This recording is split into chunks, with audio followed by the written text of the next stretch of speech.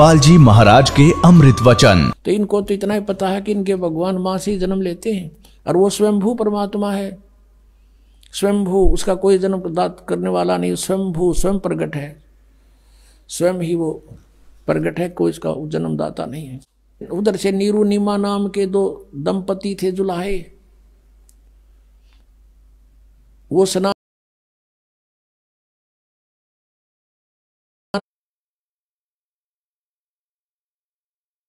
शंकर को नहीं निकाल पाए थे, उन्हीं की अंदर से उसी की आराधना करते रहे। उस दिन भी उन्होंने यही कहा कि हे भगवान शिव जी, क्या हमारे लिए, उसकी पत्नी ने कहा, क्या आपकी दासी के लिए आपके घर पे बच्चों की कमी पड़ गई, हमें भी एक खिलौना दे देते, हमारा भी जीवनाधार बन जाता। ऐसे करते हुए लहर तारा तालाब पर पहुंचे। वहां क्या देखा, नवजात शिशु कमल के फूल पर पाया, घर ले आए। 25 दिन के हो गए, ना जल पीवे ना दूध पीवे, और फले फूले ऐसे जैसे किलो दूध पीता हो बच्चा डेली, और स्वस्थ इतने। अब उसकी जो मुंह बोली माता नीमा, वह बहुत दुखी होगी, बहुत बुरी तरह रोने लगी। हे भगवान शिव जी, आपने या तो सुनना नहीं था या तो ये देना नहीं था, अब दे कर ले रहे हो भगवान। अब मैं नहीं जीऊंगी इस बालक बिना, ना जाने इस बच्चे ने मेरे पर क्या जादू कर दिया, मैं इसके बिना जीवित नहीं रह सकती। 25 दिन हो गए, कुछ खाया नहीं, अब ये मरेगा, साथ मरूंगी मैं, पक्का इरादा। तब परमात्मा ने प्रेरणा की, शिव भगवान को करे करावे साईं मन में लहर उठा। शिव जी एक साधु रूप बनाकर वहां प्रकट हो गए, क्योंकि वो शिव जी को याद करके रो रही थी। तो पूछा, माई क्या बात है, क्यों रो रही है? सारी कथा बताई, सारी कहानी बताई कि एक दिन हृदय से पुकार की थी, 60 वर्ष की आयु होगी, संतान नहीं थी। एक दिन प्रार्थना की थी अपने शिव भगवान से, उन्होंने हमारी सुनी। एक लहर तारा तालाब के ऊपर कमल के फूल पर बालक दे दिया। अब ये बच्चा कुछ खा पी नहीं रहा है, 25 दिन का हो गया महात्मा जी। अब ये मरने वाला है, गेल मैं मरूंगी, इसके साथ मरूंगी, दरिया में डूब के, ये मेरा अटल इरादा है। तब उसने कहा, माई देखा तेरे बच्चे को, कहाँ है वो, लाई उठा के। माई ने सोचा महाराज के चरणों में डाल देती हूँ। जो ही उसने चरणों में डालना चाहा, परमात्मा आकाश में उड़ गए और शिव जी के सिर के पैर लला करके यहाँ ऐसे आकाश में हवा में स्थिर हो गए। तब शिव जी ने ऐसे किया, शिव जी के हाथों में आ गए। फिर परमात्मा बोले कि इनको कहो एक कंवारी गाय ले आवें, और उसके ऊपर आप हाथ रख दियो महात्मा जी।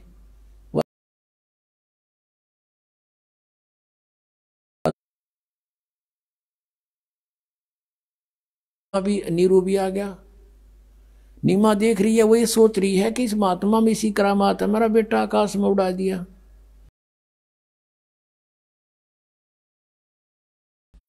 इसी महात्मा में ये करामात है, यूं बोल रहा है बच्चा 25 दिन का। अब कहते हैं जगत का पेखना पेखा, धनी का नाम ना लेखा। वो सारी करामात उस साधु की मान रही है। जैसा भी आदेश था, शंकर भगवान ने कहा कि नीरू जा एक कुंवारी गाय ले और कोरा बर्तन ला, कुमार के साफ छोटा सा वो ले आया। भगवान शिव जी ने उसके कमर पर हाथ मार दिया। लंबे लंबे सतन हो गए, दूध अपने आप सर्वित हो गया, थनों में से निकलना धार बंद की। वो साफ पात्र जो लाए थे कुमार के घर से, वो नीचे रख दिया।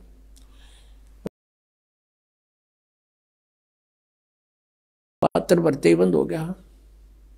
तो परमात्मा को दूध पिला गया, गट गट पी गए। अब ये लीला भगवान करता है, वेद बताते हैं, और करी भगवान के इतिहास बताता, उनकी लीला बताती है कि उन्हें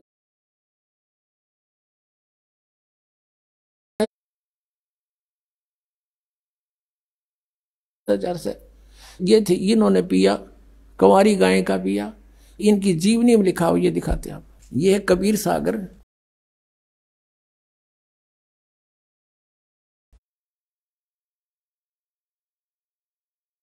कबीरपंथी भारत पथिक स्वामी युगलानंद बिहारी द्वारा परिष्कृत, यानी कबीर पंथियों का लिखा हुआ, दास ने अपनी तरफ से नहीं।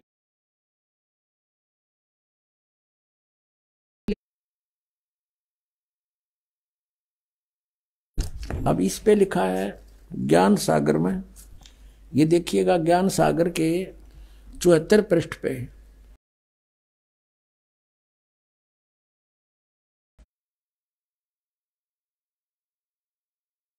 आनंद दीख जा, कहते ऐसे बच्चा मिला तो इतनी खुशी हुई। ले सुत चले हर्ष मन की ना, तासो पुन अस बोल ही दीना। सुत काशी को ले चले लोग देखते आम, अन पानी बख्श नहीं जुल्हा शोक जनाब। अब कुछ नहीं खावे, बालक लेकर आगे। तब जुल्हा मन कीन दीवाना, रामानंद सो कही उत्पाना। जैसे कोई बच्चे गड़बड़ हो जाए तो साधु संतों के पास जाके पूछते हैं, हमारा बच्चा वो दूध नहीं पीता, कारण बताओ भगवान। महाराज जी तो मैं सुत पायो बड़ा गुणवंता, कारण कौन बखे नहीं संता। रामानंद से कहा कि महाराज जी हमारे बेटा बच्चा कुछ खा पी नहीं रहा, एक बालक मिला है मुझे कमल के फूल पर। रामानंद ध्यान तब धारा जुल्हा सो, तब वचन उचारा। पूर्व जन्म तुम ब्राह्मण जाति, हरि सेवा की नी भली भांति। कुछ तुम सेवा हरि की चूका, ता तो भय जुल्ह का रूपा। प्रीति प्रभु गई तो लीना, ताते उद्यान में सुत तो दीना। तेरी प्रीति को सुनकर भगवान ने जंगल में तुझे पुत्र दिया। हे प्रभु जस कीन तस पायो, आर्त हो तो दर्शन आयो। अब नीरू कह रहा है कि मेरे साथ जो बनी सो बनी, पर और दुख हो गया। सो कहिए उपाय गुसाई, बालक अक्सु दावंत कुछ खाई। भूखा बेटा बच्चा कुछ खाओ, ऐसा व्यवस्था करो। रामानंद अस युक्ति उचारा, तुम सुत कोई ज्ञानी अवतारा। तुम्हारा पुत्र जो है कोई विद्वान पुरुष है। बछिया जाही बैल नहीं लागा, और सोले ठाड करो ते ही आगा।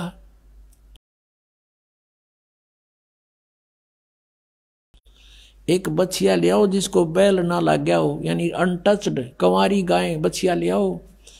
और दूध चले ते ही थनते दूध धरो छिपाई, अक्षुतावंत जब होवे ता कहें देव खवाई। अब जुल्हा एक बछिया ले आवा, और चलो दूत कोई मरम न पावा। चलो दूत जुल्हा हरसाना, राख छिपाई काहू नहीं जाना। अब ये है ना चला दूत, ये दूत कौन था? ये भगवान शंकर थे। अब इसकी पुष्टि पुणात्मा कबीर सागर परमेश्वर का विधान 5वां वेद और उनकी जीवनी है इसमें।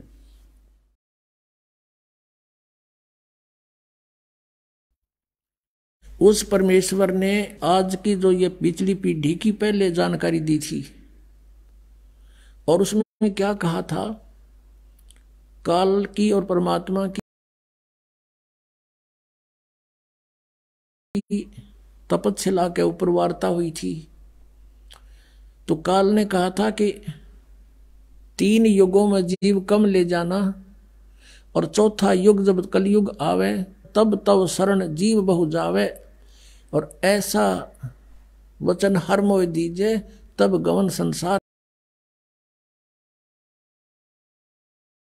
ही कीजिए। जो परमात्मा से कहा था कि 3 युगों में जीव थोड़े ले जाना, भगवान आप आए हो यहाँ जीव लेने के लिए, और चौथे युग कलयुग में कितने ही ले जाना। जब परमात्मा ने कहा ठीक है तथास्तु। एक वचन और लिया था भगवान से कि परमात्मा जो आपका ज्ञान माने आपका, और मेरे ज्ञान पर आधारित रहे नकली ज्ञान पर, तो मेरा उसको ना ले जाना। परमात्मा बोले वो तो मेरा काम का को नहीं। तो जब सारी परमात्मा ने स्वीकृति दे दी, जब काल ने कहा था कि बेशक नीचे तेरी कोई नहीं मानेगा, कलयुग में ऐसा कर दूंगा, नरे पंथ नरे मजहब बना दूंगा बहुत बहुत। और 12 नकली पंथ तेरे नाम ते कबीर पंथ सतलोक सचखंड और अनेक पंथ में चलाऊं, इस जीवों को भरमाऊं। और देवल देव मंदिर पुजवाऊं और या विद जीवों को भरमाऊं। जीव न मान कहा तुम्हारा और बेसिक जातू ज्ञानी संसारा। फिर तुम्हारा जीव कहा नहीं मानेंगे। अब 12 पंथ चला दूंगा, कबीर कबीर पंथी ये नरेश, ये सारे 12 पंथों में आते नकलियों में। और पंथ अनेक चलाऊं, ये राधा स्वामी पंथ, ये अनेक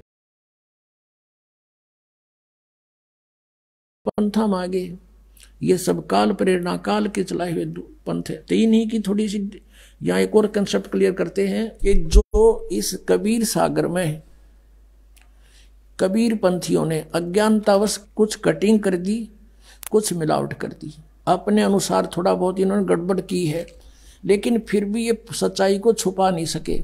इस मालिक को पता था कि 600 साल में कुछ गड़बड़ी काल करवा देगा, काल के दूत कबीर पंथी होंगे।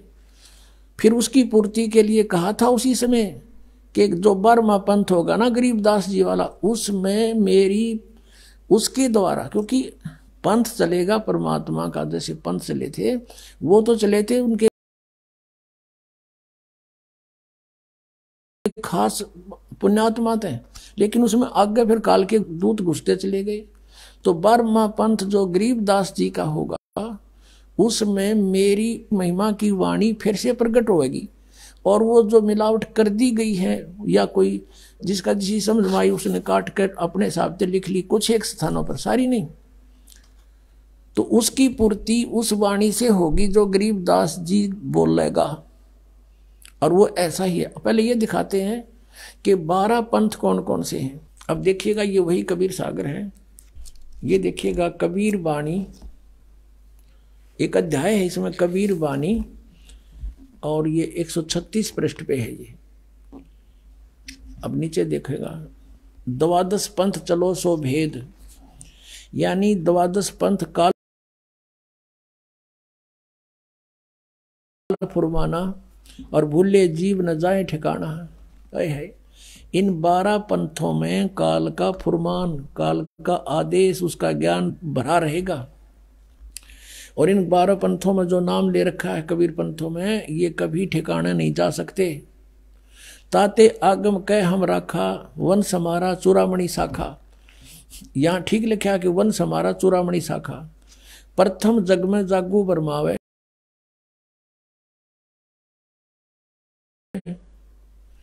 और दूसरा सुरत गोपाल, तीसरा मूल निरंजन, चौथा टकसार पंथ, 5वां बीजक पंथ, और छठा ये सतनामी पंथ, और 7वां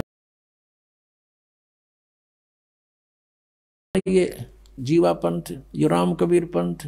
इस तरह के 12 पंथ। अब यहाँ इन्होंने थोड़ी गड़बड़ कर दी, इन्होंने यहाँ चूड़ामणि लगा दिया, यहाँ चूड़ामणि को वंश से बाहर कर दिया। प्रथम ये लिखना था, ये प्रथम वंश है, ये प्रथम वंश चूड़ामणि, और आगे शाखा। अब इसका यहाँ भेद चलेगा।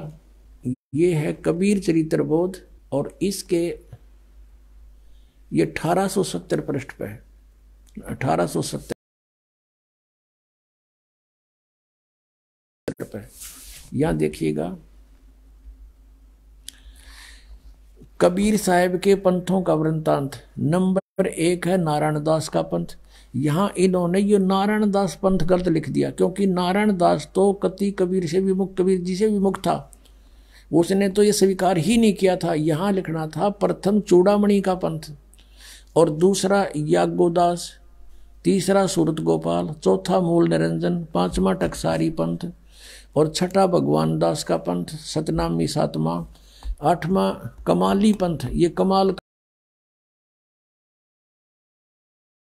का पंथ, कमालिये, ये कमालिये लिखना था। राम कबीर पंथ 9वां, परमधाम की वाणी 10वां, और 11वां जीवा पंथ, और 12वां गरीबदास पंथ। ये गरीबदास छुड़ानी वाले उनका 12वां पंथ है ये। अब यहाँ क्लियर लिखा है, और आगे देखो इनकी वाणी में फिर कैसे लिखा है। अब इससे ये समझ में आओगी ये कहाँ बोले हैं। अब हम आ जाते हैं कबीर वाणी बोध सागर। कबीर वाणी 136 पृष्ठ पे है। द्वादश पंथ चलो सो भेद। अब द्वादश पंथ काल फुरमाना, भूले जीव न जाए ठिकाना। ये कबीर परमेश्वर की वाणी है। और ताते आगम कह हम व्याख्या, हमने भविष्य की बात बता दी तेरे को धर्मदास। और वंश हमारा, ये प्रथम लिखना था। प्रथम हमारा चूड़ामणि शाखा, ये चूड़ामणि है प्रथम शाखा हमारी। यह उन्होंने वहाँ प्रथम लिख दिया, इन्होंने जग्गू लिख दिया दूसरा। ये प्रथम ये लिख होना चाहिए था, प्रथम ने जग्गू लिख दिया, जबकि यहाँ लिखना चाहिए था प्रथम। ये चूड़ामणि को प्रथम लिखना चाहिए था जब पूरे होंगे 12। फिर भी हम इनकी जो अज्ञानता इन्होंने की है स्पष्ट है। ताते आगम कह हम राख्या वंश हमारा चूड़ामणि शाखा, ये प्रथम समझो। अब प्रथम जागू जैसे आपने देखा था यहाँ पर, क्योंकि ये पैरेलल चलेगा जब समझ में आवेगी, बहुत उलझ जावा है। प्रथम नारायण दास लिखा है ना, यहाँ लिखना था ये चूड़ामणि, और दूसरा जागू दास जागू, और तीसरा सूरत गोपाल, चौथा मूल निरंजन टकसार का पंथ। अब ये याद रह जाएंगे आपके, दोबारा फिर दिखाऊंगा यहाँ पर। अब हम कबीर वाणी कबीर बोध सागर में आगे 136 पृष्ठ पे। ये प्रथम जागू लिख दिया इन्होंने, ये दूसरा जागू होना चाहिए था, और तीसरा सूरत गोपाल मूल निरंजन की, वही नो के नो वहां क्लियर लिखा हुआ टकसार का भेद। ये बीजक पंथ जीवा का पंथ बोले इसने। फिर है छठवां है सतनामी,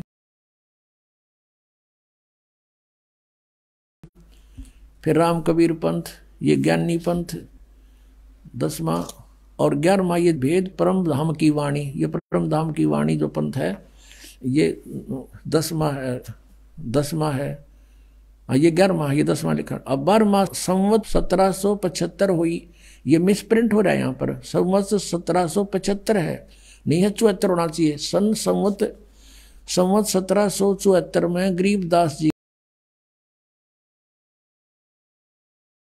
का जन्म है, और ये 12वां पंथ गरीबदास पंथ है। संवत 1774 और सन 1717 में गरीबदास जी का जन्म हुआ था। और ता दिन प्रेम प्रगटे जग सोई, यानी गरीबदास जी के बाद कबीर साहब की फिर से महिमा हुई थोड़ी थोड़ी। आगे देखा, आज्ञा रहे ब्रह्म बोध लावे, कोली चमार सब के घर खावे, साख हमारी लेस जीव समझावे, असंख्यों जन्म ठोर नहीं पावे। ये 12वें पंथ प्रगट है वाणी। ये 12वें पंथ के विषय में बता रहे हैं कि ये मेरी महिमा की वाणी प्रगट फेर होएगी। 12वें पंथ 12वां पंथ है गरीबदास पंथ। फिर देख लीजिए, ये है कबीर चरित्र बोध में, और 1870 पे कबीर साहब के 12 पंथों का ये 12वां पंथ गरीबदास पंथ है। अब 12वें पंथ का हम फिर आगे यहाँ पर 136-37 पर बोध सागर में और कबीर वाणी चैप्टर पे 12वें पंथ प्रगट हुआ वाणी हवे होता है। 12वें पंथ प्रगट हुआ वाणी और शब्द हमारे का निर्णय ठानी। गरीबदास जी के द्वारा मेरी महिमा की वाणी, मेरी यथार्थ ज्ञान फिर से प्रकट करवाऊंगा। परमेश्वर कबीर जी ने गरीबदास जी में सारा ज्ञान फीड कर दिया, उन्होंने फिर बोला और लिपिबद्ध किया गया। अब कहते हैं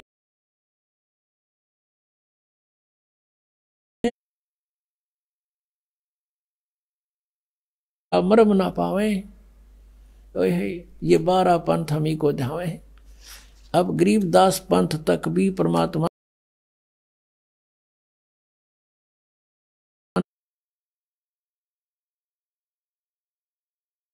इस विश्व में एक ही पंथ रहेगा, एक ही भक्ति का मार्ग रहेगा।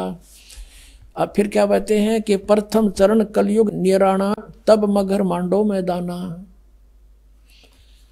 धर्मराय से मांडो बाजी, तब धर बोधो पंडित काजी। अब कहते हैं प्रथम चरण जो होगा, 3 चरण बताए हैं, एक प्रथम, एक लास्ट और ये मध्य का। तो प्रथम कलयुग में वहां से शुरू हुआ, परमात्मा मगर से सह शरीर गए थे, लाखों लोगों के व्यक्तियों के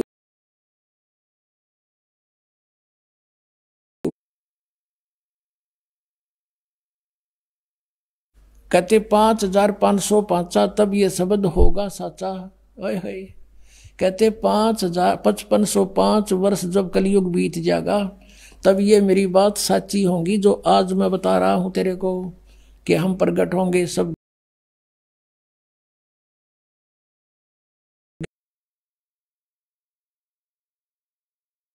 ज्ञान तुम जग में बाखो, मूल ज्ञान तुम गुप्त राखो, मूल ज्ञान जो बाहर पढ़ी, ये बिचली पीढ़ी वंश हंस नहीं।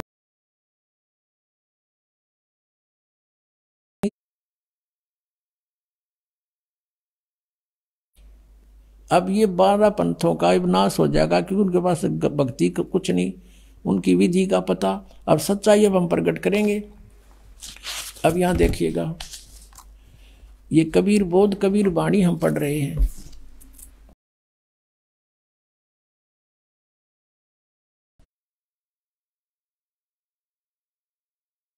ये प्रथम वंश तो उत्तम, दूसरा वंश अहंकारी वो जागू, और तीसरा वंश प्रचंड।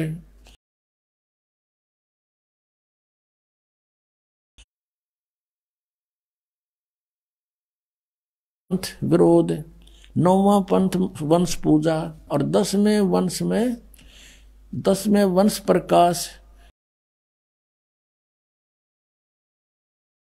11वें वंश प्रगट पसारा, और 12वें वंश हवे प्रगट उजियारा।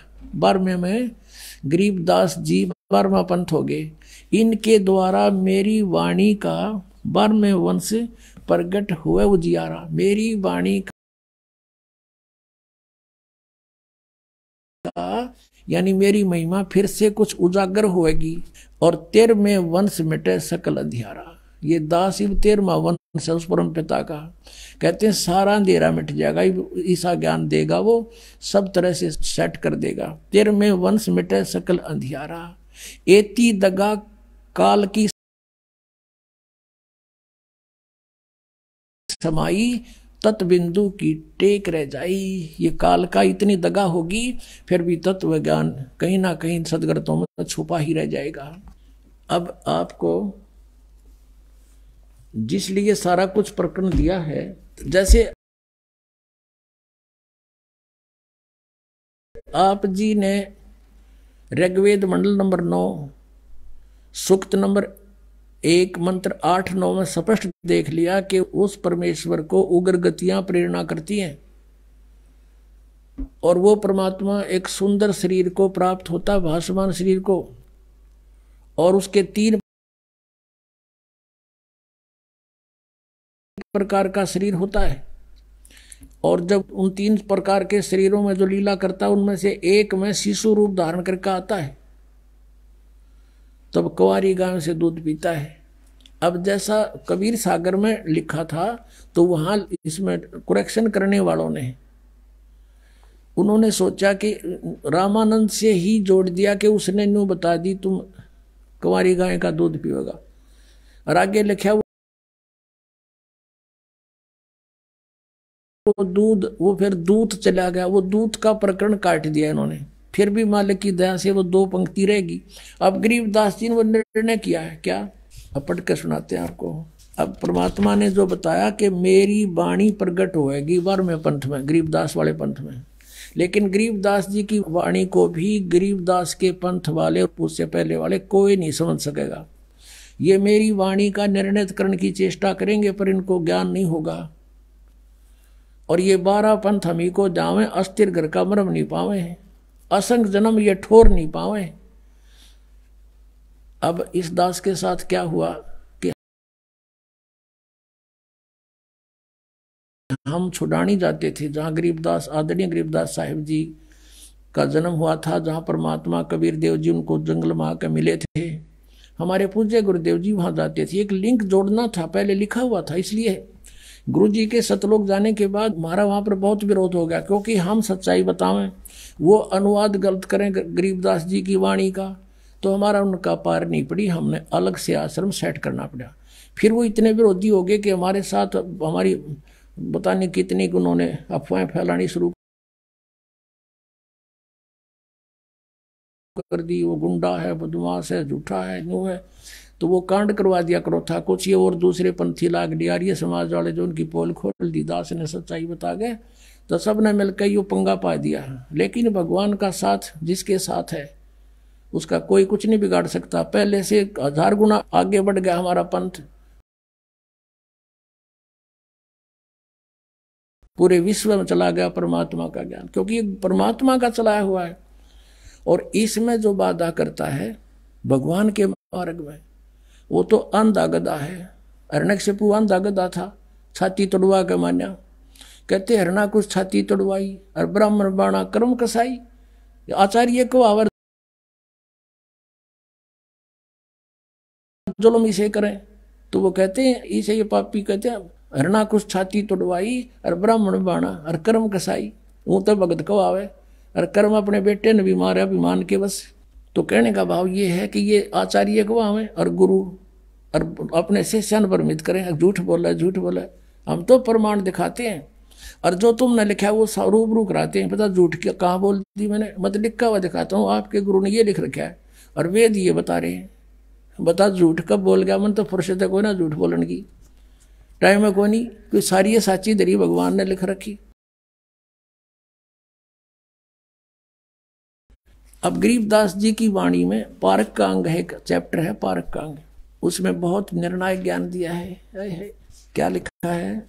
शिव उतरे शिवपुरी से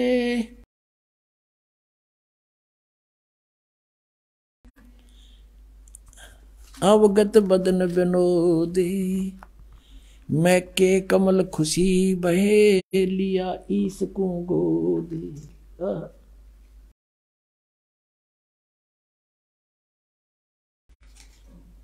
अब क्या बताते हैं? शिव उतरे शिवपुरी से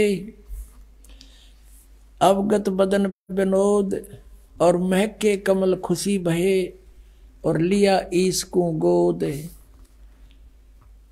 नजर नजर से मिल गई किया ईस प्रणाम। अब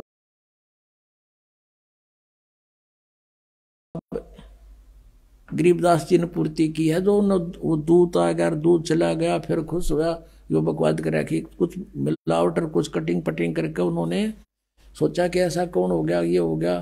अरे सच्चाई ये थी जो गरीबदास जी ने बताया। जैसे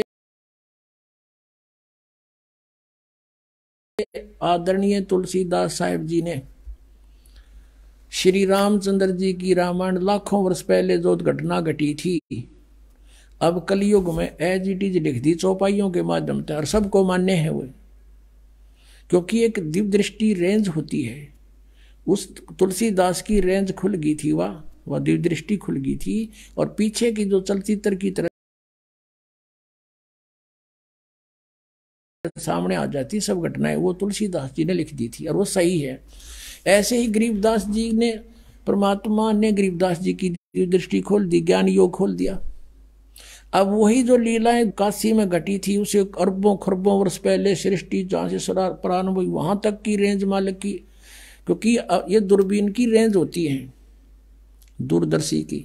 तो परमात्मा जो गरीबदास जी को रेंज दी वह सबसे दूर तक की रेंज की थी। तो गरीबदास जी ने जो भी वार्ता हुई वो चलती चित्र की तरह देखकर जब बोली ये वाणी, क्या लिखा है? शिव उतरे शिवपुरी से अवगत बदन विनोद, मैं के कमल खुशी भये लिया ईस को गोदे। शिव भगवान ने जो साधु रूप में खड़े थे, बालक रूप परमात्मा को गोद में ले लिया। नजर नजर से मिल गई किया ईस परिणाम।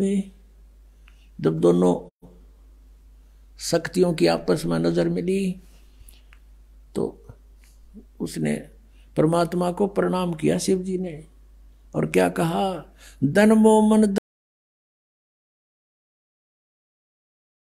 धन पूरे ना ये धन का सीनी काम के ऐसे महापुरुष आए।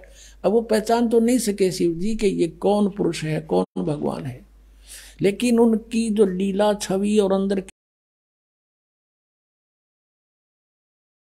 क्योंकि इनके अंदर दिव्य दृष्टि होती है, ये अवश्य महसूस हो गया कि ये बहुत परम शक्ति परम सिद्ध पुरुष है। इन ब्रह्मा विष्णु महेश से तो बहुत अन्य और भी सिद्ध से अलग अलग वैरायटी की शक्तियां होती हैं, इनसे तो अलग और भी अच्छे संत साधु होते हैं। तो इन्होंने सोचा कि कोई और परम शक्ति है जिसको हम भी नहीं जानते, वहां से कोई अवतार आया है ये। तो इस जान करके उन्होंने भगवान शिव ने भी प्रणाम किया। 7 बार चर्चा करी ये बोले बालक बेने, शिव को कर मस्तक धैर्या ल्या मोमन एक धैनु। अब 7 बार कबीर साहब की बालक रूप में, नवजात शिशु रूप में, और शिव जी भगवान साधु रूप में खड़े, 7 बार बातचीत हुई।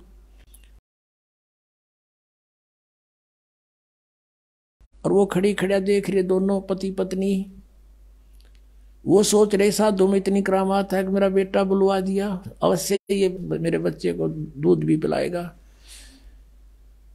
फिर शिव ने कहा उस सिर पे हाथ धर कर मोमिन को कि धन भाग है तुम्हारे। मोमिन माने मुसलमान।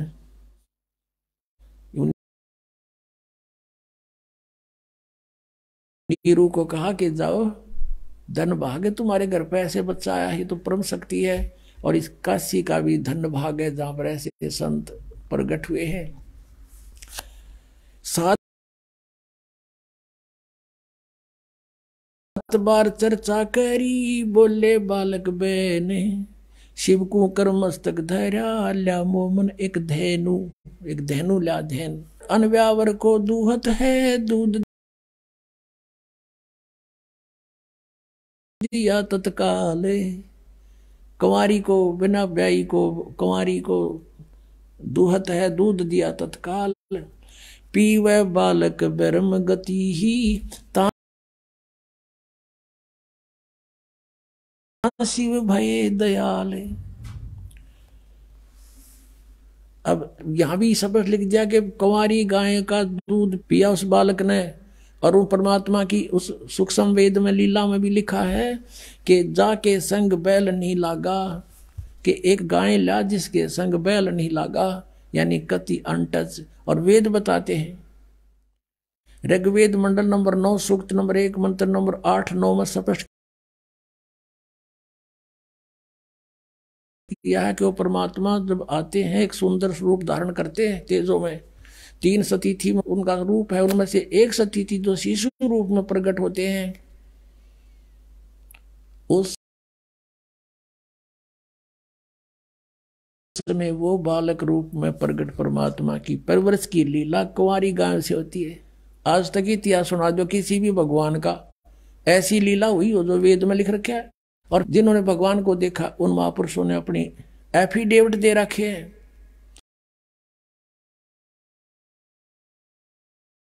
हम सुल्तानी नानक तारे दादू को उपदेश दिया, जात दुलाहा भेद न पाया, ये काशी महे कबीर हुआ। बोलो सतगुरुदेव की जय हो।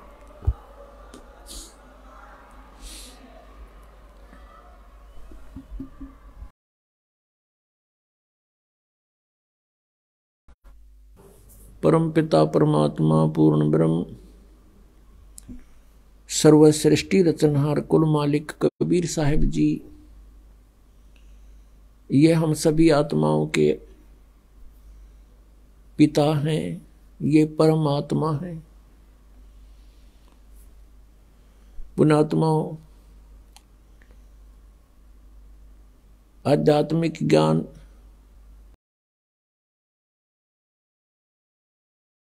इतना उलझ चुका है कि इसको अब सुलझाना बहुत ही कठिन हो रहा है। ये ऐसा क्यों हो रहा है हमारे सदग्रंथ क्या बता रहे हैं और हमें ज्ञान क्या मिला, इसका कारण क्या था? इसका कारण है कि ये जिस लोक में हम रह रहे हैं ये काल का लोक है। यहां कोई जीव सुखी नहीं और ये नहीं चाहता, ये यहाँ का जो स्वामी है ब्रह्म जिसको कहते हैं, सरपुरुष भी कहते हैं, ज्योत स्वरूपी निरंजन भी इसी को कहते हैं, ये नहीं चाहता कि यहाँ के प्राणियों को परमात्मा के विषय में जानकारी हो। इसको भय बना रहता है कि यदि इनको अपने मूल स्थान का ज्ञान हो गया और वहां के सुख से ये परिचित हो गए, या कोई नहीं रहेगा। इस डर से ये राजनीति से और घटिया राजनीति से हमें यहाँ रोके हुए है, सुनियोजित षड्यंत्र से हमें यहाँ बांधे हुए है, रोके हुए है। कोई भी क्रिया देख लो हमने विवश होकर करनी पड़ रही है। शरीर ऐसा दे दिया, यदि इसके अंदर टुकड़ा ना डालेंगे तो ये काम नहीं करे। इसकी रक्षा करनी पड़े, गर्मी सर्दी से भी बचाना पड़ेगा। सारा जीवन हम इसी शरीर के पालन पोषण में लगे रहते हैं, इसी के रख रखाव में पूरा जीवन खो देते हैं, अंत में इसको भी खत्म कर देता है। यदि ये ना नष्ट होता हो तो कोई दिक्कत ना थी।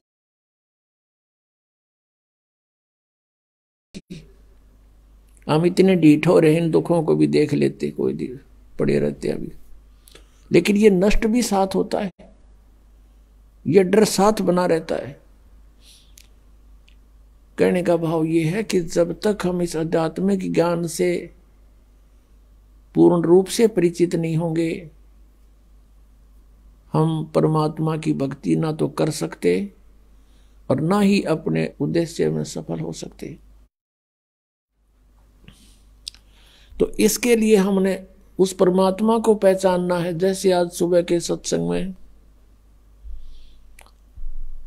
आपको सुनाया था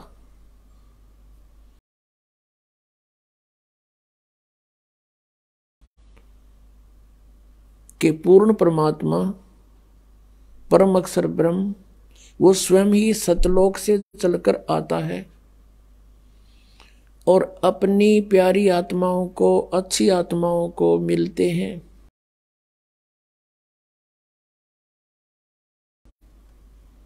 उनको तत्व ज्ञान से परिचित कराते हैं।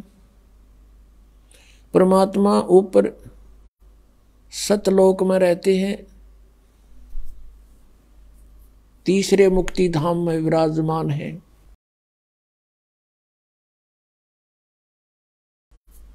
अपनात्मा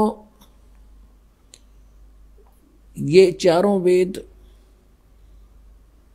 प्रत्येक प्राणी के हृदय में समाये हुए हैं, जो विशेषकर हिंदू समाज से संबंधित है। और सभी ये कहा करते हैं कि वेद तो एक सत्य ज्ञान है, वेदों में जो लिखा वो फाइनल है, सत्य है। इसके साथ साथ पवित्र चारों वेदों के साथ साथ पवित्र श्रीमद् भगवत गीता जी और साथ में पवित्र 18 पुराणों को पवित्र हिंदू समाज एक बहुत आदर की दृष्टि से देखता है और इनको सत्य ज्ञान युक्त मानता है, इसको सत्य ज्ञान युक्त मानता है। लेकिन इन ग्रंथों में थोड़ा सा अंतर है। पवित्र चारों वेद और पवित्र श्रीमद् भगवत गीता, ये दोनों का मिलता जुलता ज्ञान है, ये गॉड गिवन है। और पुराणों का जो ज्ञान है वो ब्रह्मा जी का दिया हुआ है। और ब्रह्मा जी से आगे सुना उन ऋषियों ने, दक्ष आदि ऋषियों ने,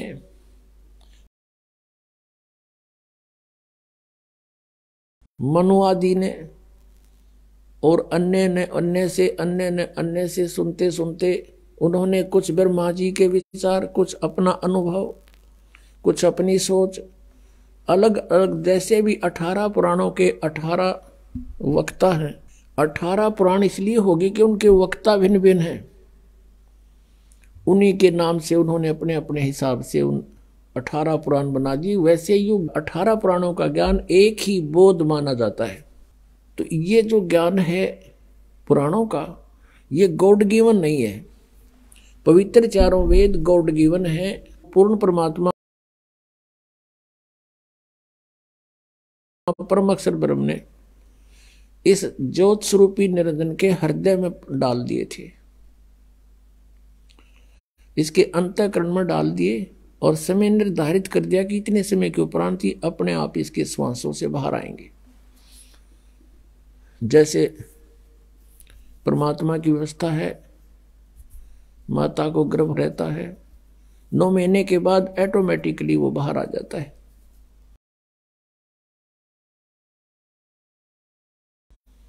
इसी प्रकार परमात्मा ने इसमें व्यवस्था की। जब ये पांचों बाहर आ गए, इसने देखा कि इनमें कोई ऐसी जानकारी तो नहीं है मेरी पोल पार्टी जा, किसने ज्योत ने,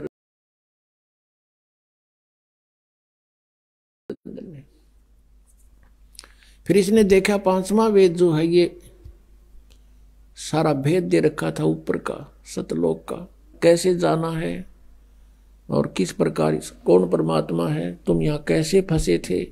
तो ये ज्योत निरंजन काल ने वो पांचवा वेद नष्ट कर दिया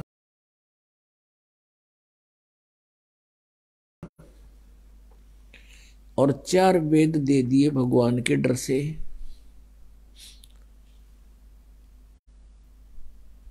इन 4 वेदों में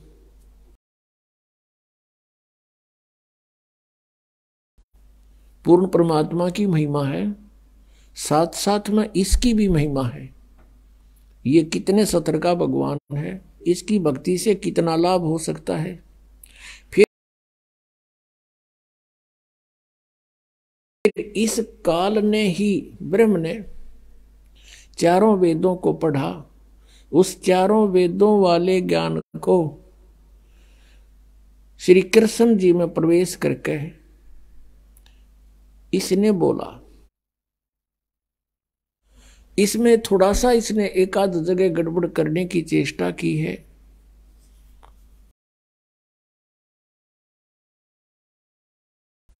और उसमें कहा कि ये मेरा मत है, यदि इसका मत वेदों से मेल खाता है तो वेद ज्ञान है वो, और इसका मत वेदों से मेल नहीं खाता है तो इसका अपना ही विचार है, वो भी नहीं मानने हमने केवल वेद ज्ञान को मानना है। और 5वां वेद परमेश्वर ने स्वयं आकर के बोला था, उसको मानना है।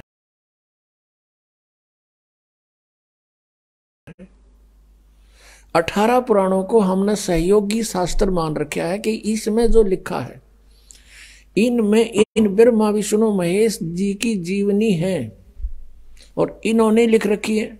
तो इसको हमने इसलिए सत्य मानना है कि इनमें जो लिखा है, इनकी सतीथि वह सही लिख रखी है। और जो पुराणों में वेदों के विपरीत ज्ञान है वो मान्य नहीं है। विपरीत कौन सा है? जैसे वे ऑफ वर्शिप। बाकी जो ज्ञान है वो तो वेदों से अलग है ही, वो तो हमने सिर्फ उनकी अपनी जीवनी है। ब्रह्मा जी की क्या स्थिति है, विष्णु जी की क्या स्थिति है, भगवान शंकर की क्या स्थिति है, इस तरह की कहानियां इसमें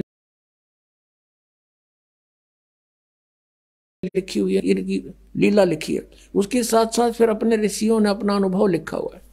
तो उनका अनुभव यदि वेदों के अनुसार नहीं है, वे ऑफ वर्शिप उसकी ऐसी नहीं है, तो नहीं मानेंगे। उन्होंने अपनी मर्जी से किसी में कोई मंत्र लिखा है, कोई कुछ लिखा है, वो नहीं मानेंगे, क्योंकि वो उनका अपना सोच है, वेद ज्ञान नहीं है वो।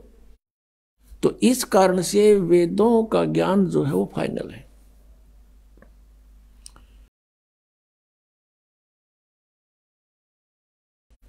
और पुराणों का ज्ञान भी हम केवल इसलिए मानते हैं कि जो ब्रह्मा विष्णु महेश को अजरो अमर कहा करते थे, सर्वेश्वर कहते थे, कालज्य और मृत्युंजय कहते थे, और वो यही कहा करते थे कि शिव पुराण में ऐसा लिखा है, विष्णु पुराण में ऐसा लिखा है, और मार्कंडेय पुराण में ऐसा लिखा है, ब्रह्मा पुराण में ऐसा लिखा है।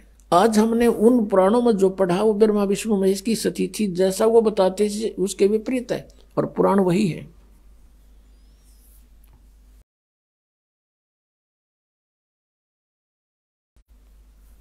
तो हमने पवित्र वेदों में ये जानना है कि उन वेदों में क्या लिखा है, क्योंकि वेद परमात्मा की ही महिमा से परिपूर्ण है, और उन वेदों ने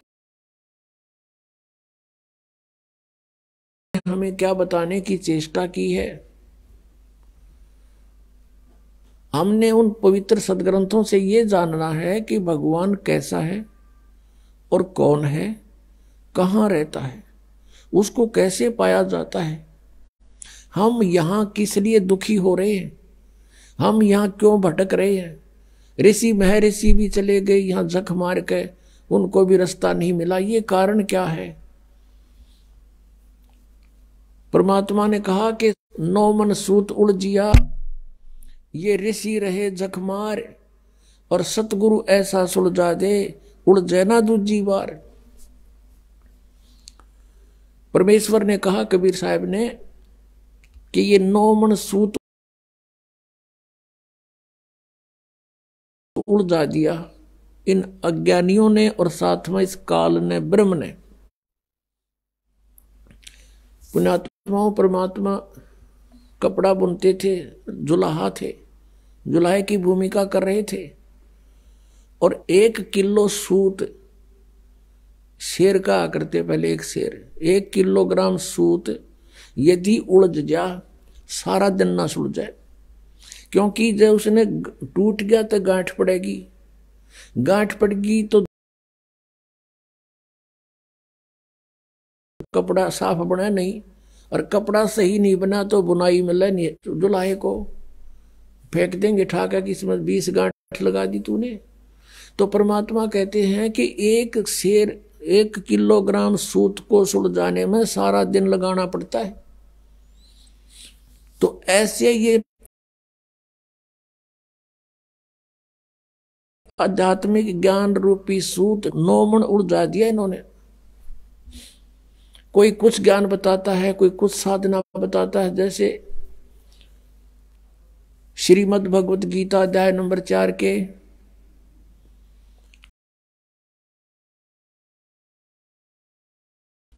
और श्लोक नंबर 25 से लेकर 31 तक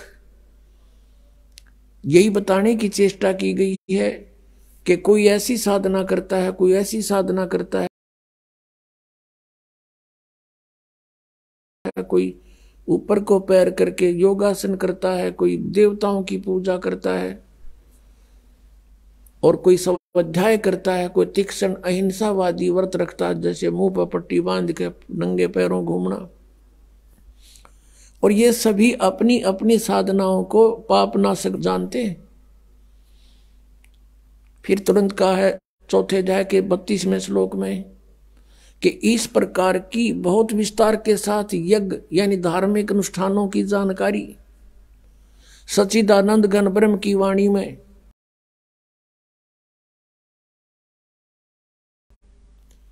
उस परम अक्षर ब्रह्म ने जो स्वयं आकर के अपने मुख से जो वाणी बोली है, वो 5वां वेद है।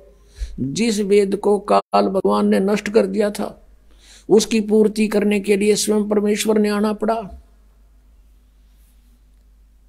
और उस ज्ञान को ऐसे तरीके से बोल के लिखवा दिया कि ये विद्वान पुरुष जो एजुकेटेड मानते थे संस्कृत के ज्ञाता, वो इन सोचे ये तो ऊट पटांग बकवाद कर रखी है, इसमें कुछ को नहीं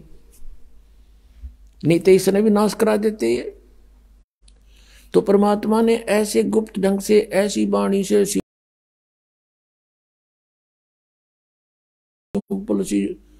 ऐसे लोकल सी भाषा बोल के पूरा माल भर दिया उसमें। पूरा ज्ञान ठोक दिया और फिर अपने प्यारी आत्मा से बता दिया कि अभी इसको डिस्क्लोज ना करना। जिनके समझ में आई बात, जिनको परमात्मा मिले, सचखंड दिखाया, वापस छोड़ा, उनसे प्रतिज्ञा करवा दी थी कि धर्मदास तो लाख दुहाई, ये मूल ज्ञान अभी की तो बाहर न जाई। मूल ज्ञान बाहर जो पढ़ी, ये बिचली पीढ़ी हंस नहीं तरही। अगर ये ज्ञान आज से 600 वर्ष पहले डिस्क्लोज हो जाता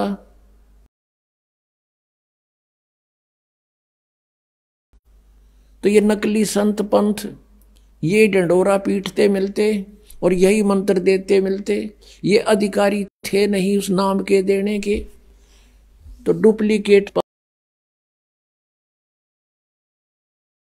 पासपोर्ट से भी विदेश नहीं जाया जा सकता। तो ऐसी बात बिगड़ जाती तो परमात्मा इस भक्ति को इस कलयुग तक लाए हैं। कहते 100 छलछीदर मैं करूं अपने जन के काज। हमारे लिए उन्होंने 100 छलछीदर करने पड़े और उस तत्व ज्ञान को आज बीचली पीढ़ी में लाकर अब डिस्क्लोज करवाया इस दास के द्वारा। इसलिए परमात्मा ने कहा कि धर्मदास तो लाख दुहाई, ये मूल ज्ञान, ये है मूल ज्ञान। और फिर परमात्मा ने एक वाणी और कही है कि 33 अरब ज्ञान हम व्याख्या और मूल ज्ञान गुप्त ही रख्या। 33 अरब वाणी बोल दी हमने इस कबीर सागर में और कबीर साखियों में, दोहालियों में, लेकिन ये मूल ज्ञान जो था अब भी हमने गुप्त रखा हुआ था।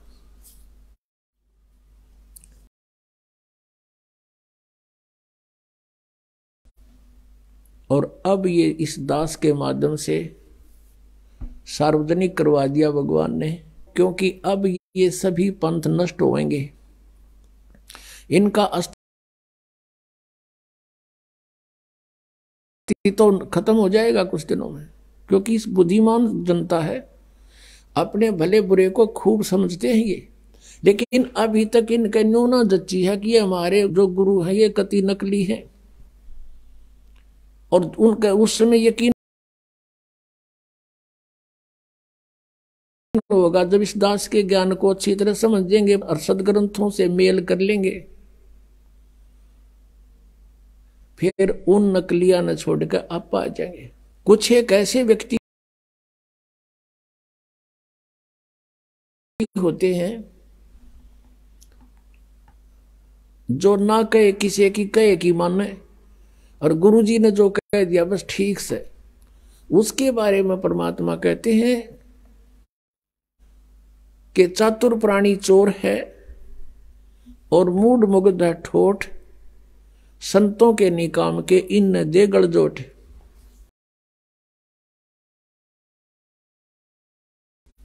इतने प्रमाण देख के और जो व्यक्ति नहीं मान रहा कि ये संत नहीं है, कहते फिर वो तो मूड है, मुग्ध मूड ठोठ, फिर वो हमारे काम के नहीं है, वो वहीं पड़े रहे उन्ना दो रहे। एक भक्त कह रहा था जी ये आवत है सारे जितने दूसरे पंथा द्वारा बैठे हैं। उसने एक उदाहरण दिया कि जैसे बाई बस ट्रेवल कर रहे हैं और रास्ते में कई बार बस खराब हो जाती है,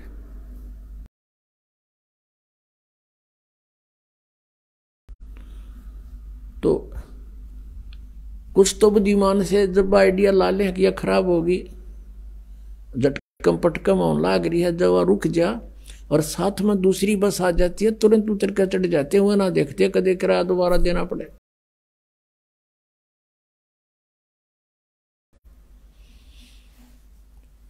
कुछ ऐसे होते हैं कि कंडक्टर ड्राइवर ने कह दे भाई गाड़ी खराब होगी, वो उतर कर फिर दूसरी में बैठे। और उन्होंने कहता कुछ ऐसे होते हैं फिर भी बैठे रहे, कंडक्टर ड्राइवर के कहे पाछे भी, वह जब उतरेंगे, जब कंडक्टर ड्राइवर भी दूसरी बस में चढ़ लेंगे,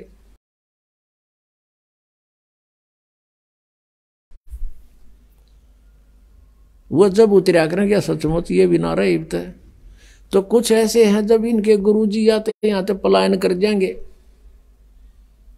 क्योंकि जनता इनको जीण नहीं देगी, यहाँ पर इनका अनमोल जीवन बर्बाद कर रखा। आइए अब हम उन श्रद्धालुओं के अनुभव जानते हैं जो जगत गुरु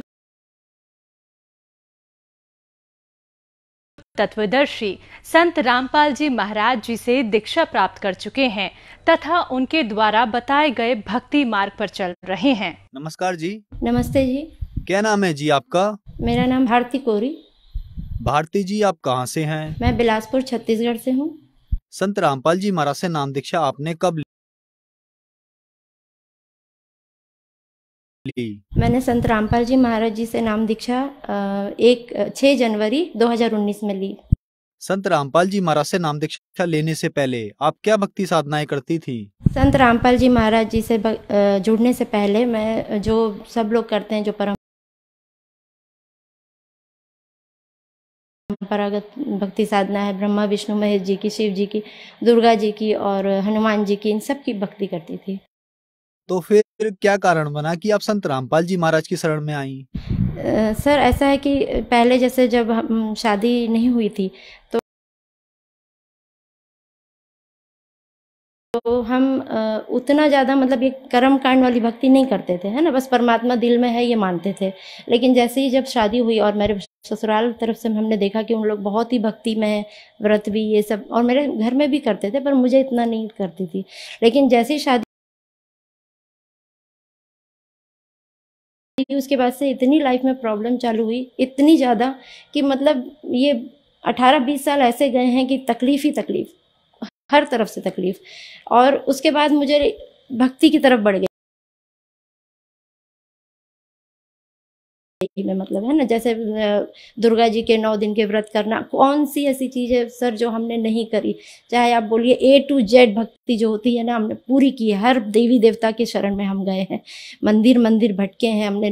मंगलवार को, शनिवार को हनुमान जी में जाके प्रसाद चढ़ा रहे हैं, चोला चढ़ा रहे हैं, कहीं दुर्गा जी के 9 दिन के व्रत करके रतनपुर में जा रहे हैं। मतलब बहुत कठिन से कठिन जो भक्ति होती है ना, सुबह 5 बजे उठ के सूरज भगवान को जल दे रहे हैं, पेड़ों की तक पूजा कर डाली, 5 पेड़ लगा के उनको गमले में उनकी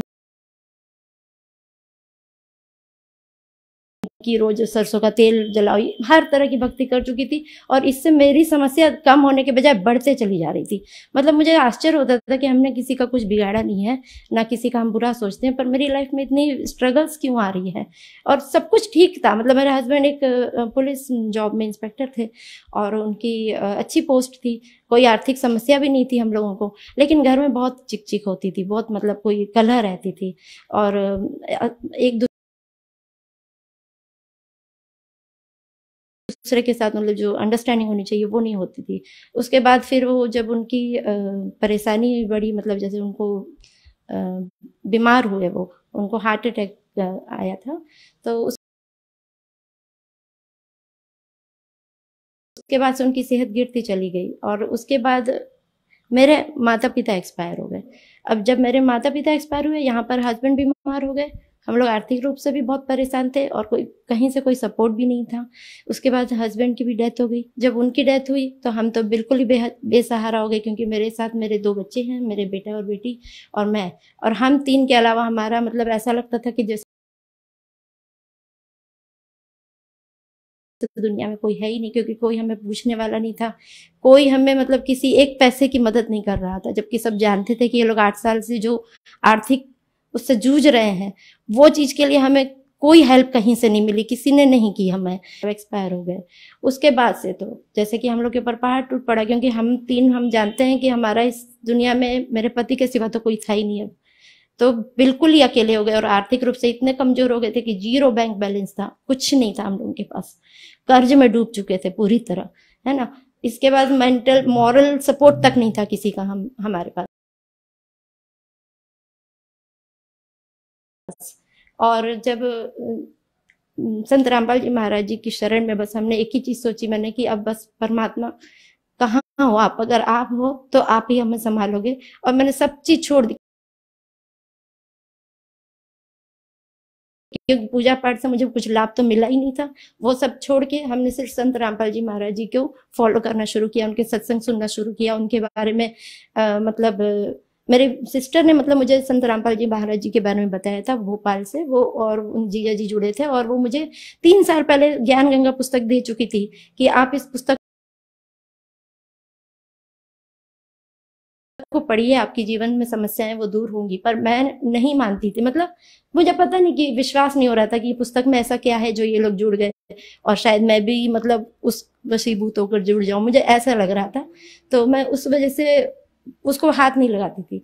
लेकिन जब परेशानी बहुत बढ़ी तो अचानक, जैसे मैं बम्बई की, मेरी सिस्टर, मेरा मायका बम्बई में है, तो मेरी बहन और हम ऐसे ही चले गए कि नामदान केंद्र जाकर आते हैं, और उन्होंने भी थोड़ा सत्संग सुने तो बोला नहीं ज्ञान बहुत अच्छा है, सुनना चाहिए। तो थोड़ा समझा और नामदान केंद्र गए और संत रामपाल जी महाराज जी से नाम दीक्षा ली। जैसा कि आपके बताए अनुसार आप पर दुखों का पहाड़ टूटा हुआ था, तो क्या संत रामपाल जी महाराज से नाम दीक्षा लेने के बाद आपको लाभ मिले? संत रामपाल जी महाराज जी से जुड़ने के बाद जब मैंने उनको अच्छे से ज्ञान को समझा और फॉलो की, पूरी भक्ति की जो मर्यादाएं होती है वो सब कुछ, तो मुझे मतलब ये 1.5 साल का समय गया। जब मेरे हस्बैंड 2019 में गए और उसके बाद 2020 में ये कोरोना महामारी भी आ गई, और उसकी वजह से तो आप समझ ही सकते हो कि कोई आर्थिक लाभ तो छोड़ दो, कोई साथ भी नहीं था हमारे, हम अकेले रहे उस टाइम पर। लेकिन हमें हर समय पता नहीं कहाँ से परमात्मा ने हमें मदद की और हमारी जरूरतें पूरी होती रही। जब मेरे हस्बैंड मतलब चले जाने के बाद जो हमें आर्थिक परेशानी का सामना करना पड़ रहा था, और पेंशन भी नहीं हमारी हुई थी, ना अनुकंपा नियुक्ति का कोई ठिकाना था, मतलब किसी प्रकार की कोई आर्थिक मदद जो विभाग से मिलनी चाहिए उसके लिए बहुत दिक्कत हो रही थी। पेंशन के लिए मेरे घर से, मेरे मतलब इन लॉज के घर से ही इन लोगों ने कुछ उनके थोड़े राजनीतिक अच्छे संबंध है, सोर्स है, मतलब पावर है, उसका इस्तेमाल करते हुए उन्होंने उधर रोक दिया था। तो वो हमको मिल नहीं पा रही थी, हम लोग बहुत परेशान हो रहे थे। हम कोई भी सरकारी काम जानते नहीं थे। हम तीनों जन सुबह से निकलते थे, कैसे हर विभाग के चक्कर मारते थे, कभी कभी खाना भी खाए पिए नहीं रहते थे। और अपने आप हमको नहीं पता, परमात्मा इतनी प्रेरणा करता था, वो खुद ही हमें बताता था, जैसे दिमाग में आता था आज इससे मिलना है, आज उस अधिकारी से मिलना है। और वो करके जब मैंने बहुत आस छोड़ दी कि कहीं से कुछ नहीं हो रहा है, तो उसके बाद मैंने अपने संत रामपाल जी महाराज जी के यहाँ पे अरदास लगाई कि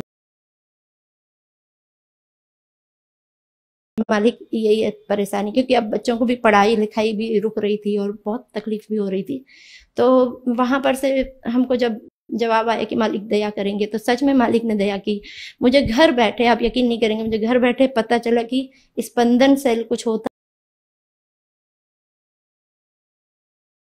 है पुलिस विभाग में, जहाँ पे हमको अपनी कंप्लेन देनी रहती है। वहां पे कंप्लेन दी, मेरा इतने जल्दी डीजी सर ने खुद आगे होके इतने जल्दी जल्दी मेरा पूरा मतलब पूरा मामला को बहुत जल्दी, बहुत 15 दिन के अंदर मुझे सब कुछ पूरा निपटा के दिया। पेंशन भी मिली, मुझे अनुकंपा नियुक्ति मिली। आज मैं भी पुलिस विभाग में एसआई के उसमें पोस्ट पे काम कर रही हूँ। अनुकंपा नियुक्ति मिली है मुझे मेरे पति के स्थान पर।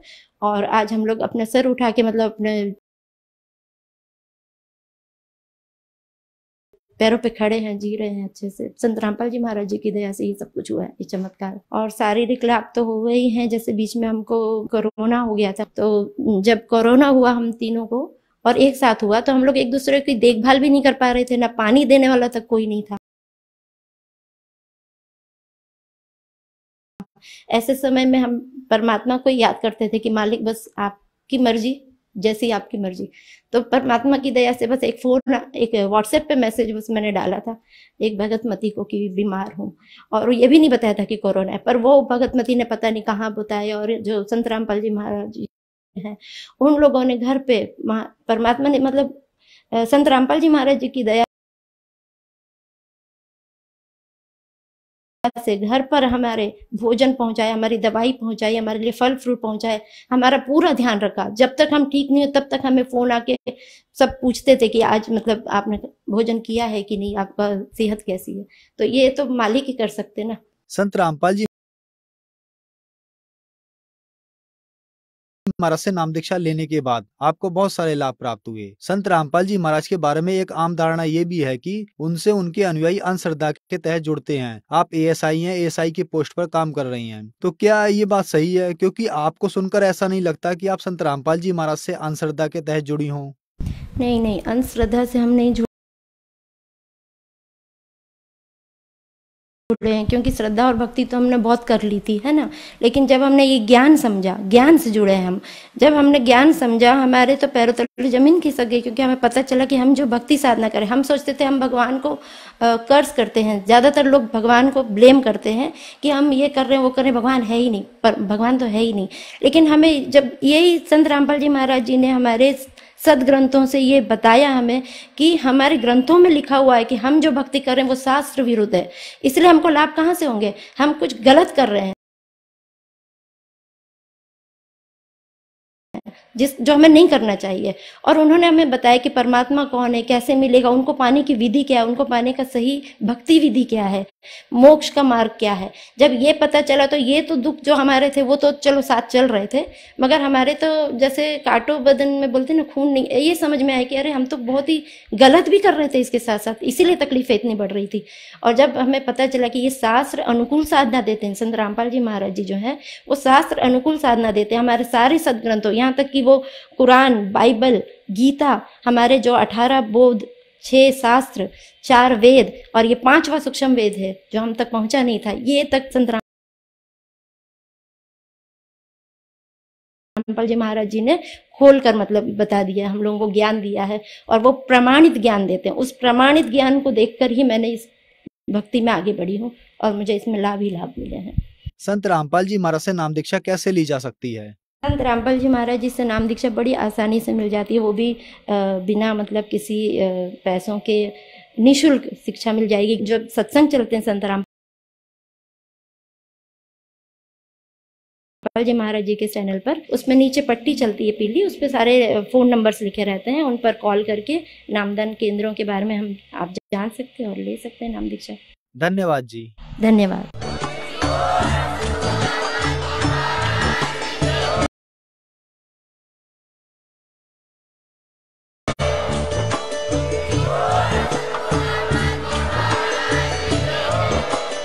आप सुन रहे थे जगत गुरु तत्वदर्शी संत रामपाल जी महाराज जी के मंगल प्रवचन। अधिक जानकारी के लिए विजिट कीजिए हमारी वेबसाइट www.jagatgururampalji.org। संत रामपाल जी महाराज जी के शुभ आशीर्वाद से पूरे विश्व भर में 500 से भी ज्यादा नाम दीक्षा केंद्र हैं, जिन पर संत रामपाल जी महाराज जी द्वारा ऑनलाइन निःशुल्क नाम दीक्षा दी जा रही है। अपने नजदीकी नाम दीक्षा केंद्र का पता करने